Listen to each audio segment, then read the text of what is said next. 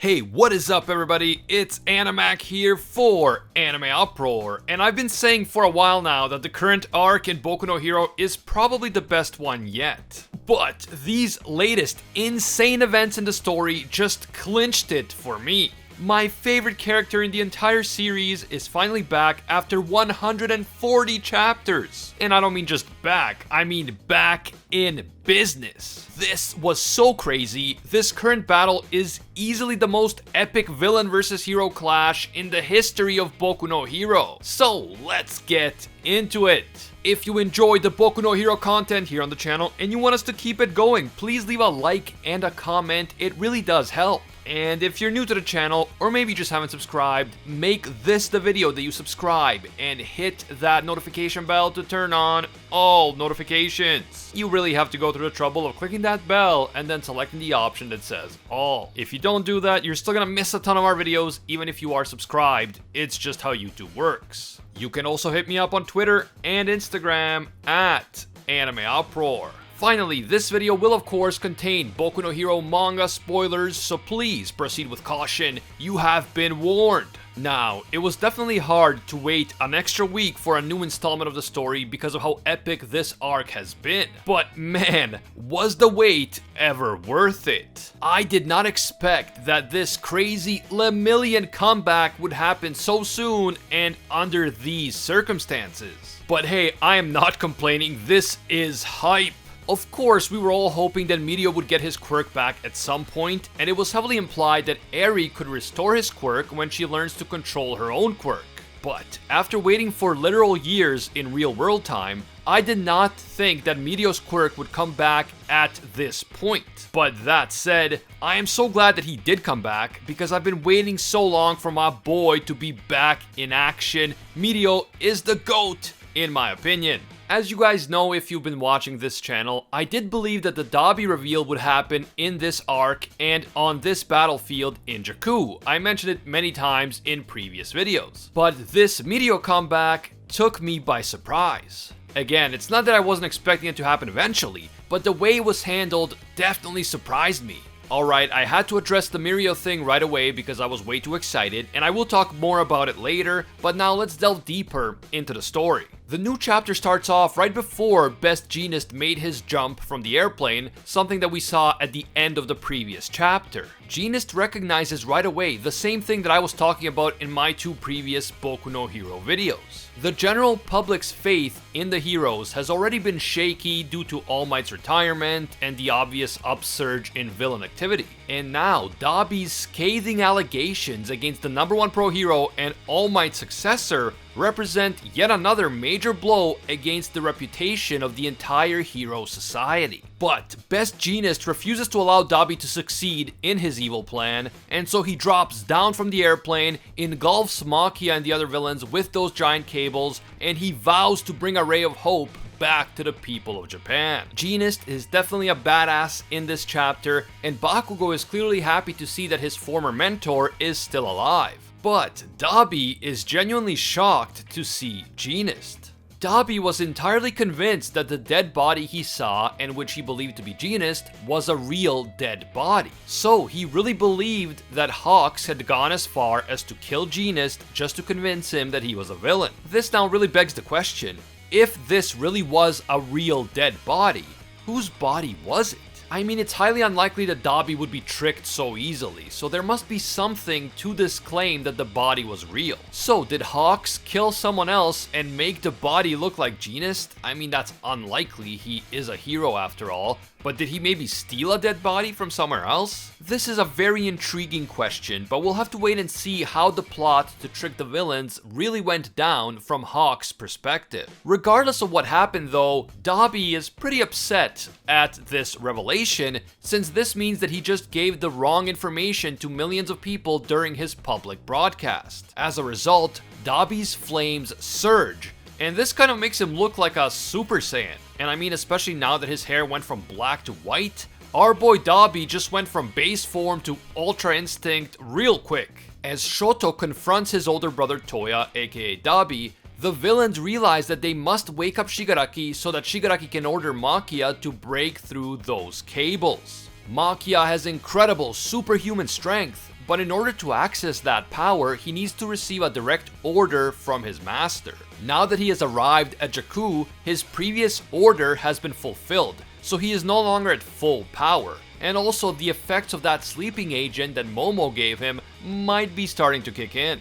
The problem for the villains lies in the fact that Shigaraki has been severely injured, and he isn't even physically capable of issuing an order at this moment. Spinner attempts to physically shake Shigaraki awake by using his mouth, since the rest of his body is tied up with Jeanist's cables. Nejire then descends upon Spinner in order to prevent him from waking up Shigaraki. But just before she can take Spinner out of commission, Dabi uses his flames to blast Nejire out of the air. Shoto, Deku, and Endeavor are horrified as a clearly injured and badly burnt Nejire falls to the ground. And Dabi then uses this moment to goad Endeavor once more. As Dabi's overpowered flames literally burn those massive cables off of his body, he tells Endeavor that it was his own fire that just burned yet another starry-eyed kid with a bright future. This is a very meaningful statement from Dabi, because we have to remember just what he is trying to accomplish here. Dabi wants to make Endeavor suffer as much as possible, and he blames Endeavor for what happened to him as a kid. But he also wants Endeavor to blame himself for all of Dabi's actions as a villain. And of course, he wants the Hero Society to blame Endeavor as well. That is why Dabi says that it was Endeavor's own flames that just burnt Nejire. It was Endeavor who created Dabi in the first place, in more ways than one, and so Endeavor should be held responsible for all of Dabi's sins, at least according to Dabi. I personally disagree with this, of course. No matter what Endeavor did to Dabi as a child, Dabi is an adult now and he is responsible for his own actions. But I could definitely understand why Dabi is saying these things. He wants Endeavor to feel guilty, he wants him to suffer, and he wants Endeavor to be seen as guilty in the eyes of the public. And in fact, Dabi's big brain strategy appears to be working here. Endeavor is clearly dazed and in shock because of all of this, and as a result, Endeavor is clearly not on his A game. Even though the current drastic situation definitely needs the #1 pro hero to get it together, Endeavor just can't believe what he is seeing. Best Jeanist knows that this is not good. If the #1 pro hero is defeated here, then the entire country will fall to pieces. No one will have faith in the heroes anymore, no one will feel safe or protected, and as a result, society will descend into panic and chaos. Meanwhile, Shigaraki manages to regain consciousness. In a surprisingly funny moment, considering everything that's happening now, Shigaraki thinks to himself that he's feeling itchy, but he can't move because of the cables, so he can't scratch himself. I personally thought this was kind of funny, but of course we know that when Shigaraki gets itchy, it's never a laughing matter. So Shigaraki calls out to Machia and orders him to break free. You know, not because he wants to destroy the entire Hero Society or anything, he just needs to scratch that itch. As Machia suddenly goes from zero to berserk yet again, and as Jeanist struggles to contain the power of the newly invigorated Machia, the chapter switches focus away from the main battlefield. On the secondary battlefield, a bunch of the other heroes are still battling against the various high-end Nomu. It seems that the heroes have already dealt successfully with more than half of the Nomu. But then, 4 of the high-ends suddenly break away from the others and rush towards the main battlefield. Up to this point, all those high-end Nomu were just kind of running around like wild beasts and aimlessly attacking the heroes. But now, out of nowhere, these 4 Nomu became organized and coordinated. Burnin tries to go after the 4 intelligent Nomu, but then a giant worm-like Nomu with huge sharp teeth attacks Burnin from behind. But then, Burnin is seemingly saved by someone wearing a white shirt. That someone punches the Nomu right into its exposed brain, and even though we don't see what happens next, we can assume that Burnin is safe. To me, it looked like that Nomu was just taken down for the count. Back on the main battlefield though, Machia is going buck wild and Jeanist is seriously struggling to keep him contained within the cables. At the same time, a Todoroki showdown is happening between Shoto and Dabi. Shoto is furious at his older brother, and he screams at Dabi that his actions almost killed their other brother Natsu. But the thought of Natsu dying doesn't affect Dabi at all, and he just says that hey, that would have hurt endeavors, so it's all good. When Shoto freaks out about Dabi dismissing the potential death of their own brother so casually, Dabi explains that he has lost all feeling, compassion, and empathy. Dabi doesn't care about anything anymore, not even his own family, and he is perfectly willing to kill his own siblings just to hurt Endeavor. It's ironic that Dabi has become so obsessed with getting revenge on Endeavor, because of course it was Endeavor's own obsession with surpassing All Might that caused this whole mess in the first place. So in the end, Dabi became just as obsessed as Endeavor. They are just obsessed with different things. As Dabi threatens to kill Shoto, the 4 Nomu from earlier arrive on the scene. While he has been able to focus strictly on Machia, Best Jeanist has been able to successfully restrain him. But now that the 4 Nomus are rushing towards him, Jeanist won't be able to restrain Machia and defend himself against the Nomu at the same time. At this point, the situation looks desperate for the heroes yet again, and as Ida grabs Nejire and takes her away to safety, Deku is racking his brain to come up with a way to help Jeanist. But unfortunately, his body is so injured and exhausted after that battle with Shigaraki that he simply can't do much, at least for now. But then, in an insane turn of events that I definitely didn't see coming, the one and only Mirio Togata shows up on the scene. And not only does he show up, but we see him using his quirk again. He's using permeation. Mirio smashes the Nomu in an instant, providing backup for Jeanist. And of course, Deku is shocked to see his senpai, our boy Lemillion, back in action.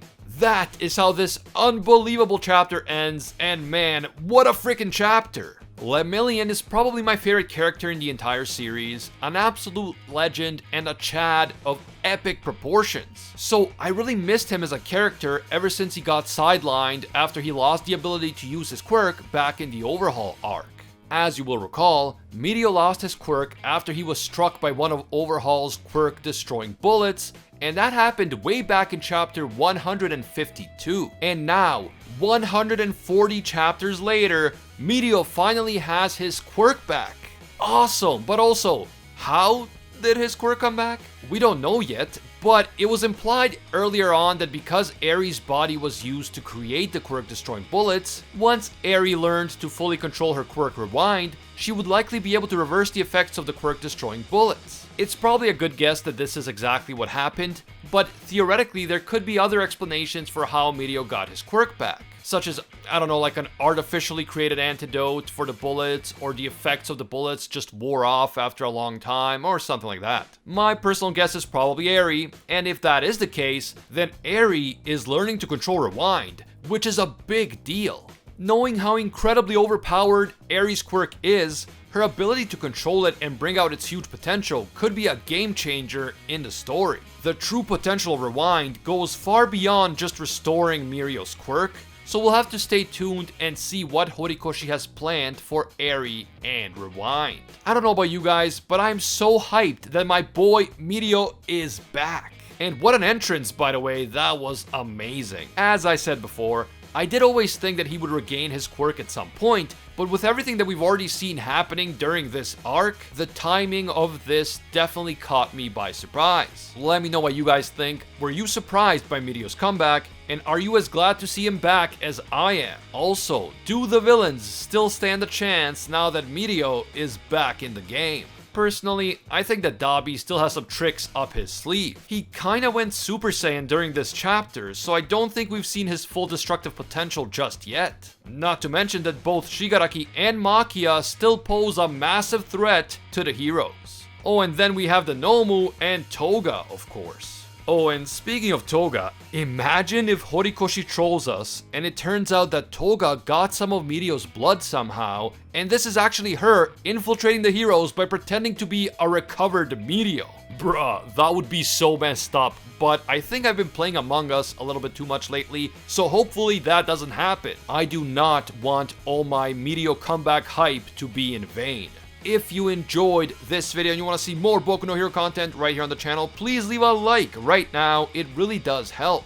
And if you're new to the channel, or maybe you just haven't subscribed, make this the video to subscribe and hit that notification bell to turn on all notifications. Feel free to hit me up on Twitter and Instagram at AnimeUproar. I want to give a big thank you to all of our AnimeUproar patrons for making videos like this one possible. A special thank you to Alpha Sigma, a disciple of Lord Twigo himself. And I can't forget all of our The One tier patrons, including Ingrata, The World, A Quiet Respect, Liam Thompson, Pate Heffa, Rithian YX, Emperor Otaku, Thomas Jones, Spidey Life Tanel, Baked Buddhist, Tungsten Tarkus, and Denki Kaminari. And finally, thanks to our Pro Hero tier patrons, including the one and only Gilgamesh, Steelers, Angel Cruz, Anatoly Kazatsky, Cricket XP, Joe Stanton, Rathuin Deora, Very Gucci, Jessica K. LaFond, Alicia Octor, Hinokami and Water, Bonnie Parks, The Red-Haired Raven, Florian, Joanne Garcia, McShamus, Jack Watches Anime, Amanda C, Deadly Saint, High School DxD 73, Matthew Cruz, and Anthony Schreiber. If you enjoy our videos and you feel that they provide value for you, consider supporting us on Patreon. Even a single dollar will give you access to our patron exclusive Discord, and your name will appear in our videos, along with these legendary people. As always, thank you guys so much for watching, and until next time, see ya, Space Cowboys.